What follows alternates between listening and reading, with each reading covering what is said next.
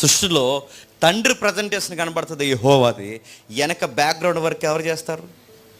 పరిశుద్ధాత్ముడు చేస్తుంటాడు. సువార్తలకు వచ్చేసరికి యేసుక్రీస్తు వారనే ఒక క్యారెక్టర్ మనకి అలా కనబడుతుంటుంది. ఆయన బయటకు వచ్చి సువార్తల్లో ఆయన అద్భుత కార్యాలు చేస్తున్నప్పుడు ఆయన అంటాడు, ఆత్మక్రియలు జరిగిస్తున్నా అంటే బ్యాక్గ్రౌండ్ వర్క్ ఎవరు జరుగుతుంది?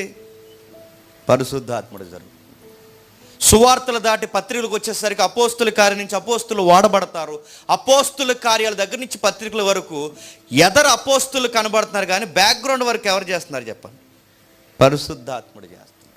అంటే ఈయన ఎప్పుడు బ్యాక్గ్రౌండ్ చేస్తాడు, ఫ్రంట్ ఫేజ్లోకి రాడు. ఆయన ఎప్పుడు వెనకుండి వర్క్ చేస్తాడు. అది సృష్టి దగ్గర నుంచి ఉన్నదే. అది ఆయన అదృశ్యుడు, ఆయన కనబడడు, కానీ ఆయన క్రియను జరిగిస్తాడు. ఆయన అదృశ్యంగా ఉన్నాడు కనుక ఆయన శక్తి అనుకోకండి. ఎందుకంటే ఆ ఏరియన్ అన్నవాడు 3వ శతాబ్దం 2వ శతాబ్దం